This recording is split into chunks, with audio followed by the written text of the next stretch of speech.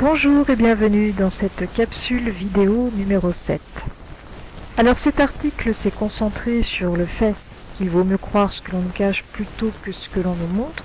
Et tous ceux qui ont donné leur avis dans les commentaires sur la photo de cette femme, qui se dit heureuse de nous rencontrer, eh bien vous avez su observer avec justesse son attitude générale qui n'a dupé personne. Alors que nous montre cette femme ?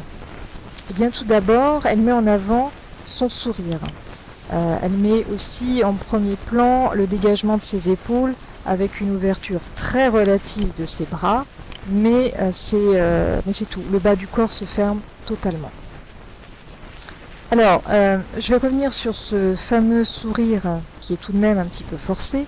On le voit à la mâchoire qui est crispée, avec des extrémités des lèvres qui ne s'étirent pas vers les oreilles et qui du coup ne gonflent pas les joues, et surtout nous avons un regard tombant, ce qui n'est pas concordant avec le véritable sourire. Ensuite, si on regarde bien l'image, on va se concentrer sur la tête qui est légèrement en recul vers la droite et qui ne nous fait donc pas face. Donc ça, c'est un nouvel indice corporel qui vient valider le fait qu'elle n'est pas si enthousiaste que ça de venir à notre rencontre. Ensuite, nous pouvons observer une légère hypertonicité de l'épaule gauche, c'est-à-dire que cette dernière se surélève un peu plus que l'autre. Alors la position globale du corps peut entraîner cette posture, mais la signification reste la même, à savoir que cette dame se protège d'une certaine façon et prend du recul. Puis là on voit qu'on a un peu les bras ballants qui tombent le long du corps, donc là aussi nous ne sommes pas dans une gestuelle communicante. Et pour terminer, nous avons le fameux croisement de jambes qui forme un véritable barrage corporel.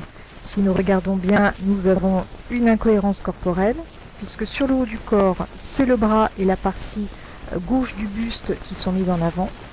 Mais pour le bas du corps, c'est la jambe droite qui commande l'appui, donc ça crée une sorte de disharmonie au niveau de la tenue, qui est un signe d'inconfort.